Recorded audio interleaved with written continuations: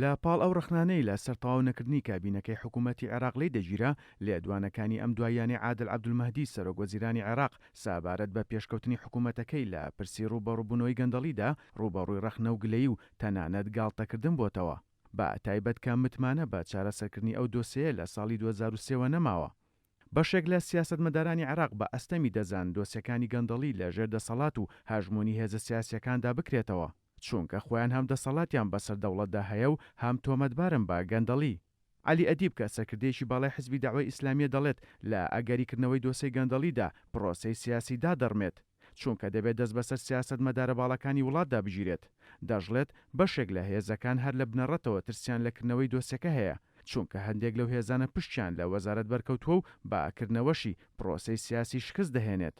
هەروەک ئەحمەد کەنانی ئەندامی ئەنجومەنی نوێنەران لە هاوپەیمانی فەتح متمانەی بەکار و ئەنجامی حکوومەتی ئێستا لەگەڵ ئەو دۆسەیەدا نییە، چونکە پێی وایە گەندەڵکاران لە دەوڵەت بەهێزترن و کێشەی ڕوبەڕووبوونەوەی گەندەڵی بۆتە سیاسی. هەندێک لایەن و ئەندامانی نێو ئەنجومەنی نوێنەرانیش بڕیارەکانی ئەنجومەنی باڵای ڕوبەڕووبوونەوەی گەندەڵی کە لەم ساڵدا عادل عەبدولمەهدی پێشی هێناوە و چەندین کۆبوونەوەی کردووە با هەوڵێکی شکست خواردوو بۆ ڕزگارکردنی گەندەڵکارانی دەزانن. دەژوترێت ئەو ئەنجومانە هەوڵی بچووکردنەوەی دەسەڵاتی گەل و کەمکردنەوەی دەستوور دەدات، چونکە بۆ نمونە دۆسیەکانی وەزارەتی بەرگری بە نووسراوی ڕسمی ڕەوانەی لێکۆڵەری گشتی و داواکاری گشتی و دەسەی دەستپاشی کراوە. کەواتە ڕۆڵی ئەو ئەنجومەنە دەبێت چی بێت؟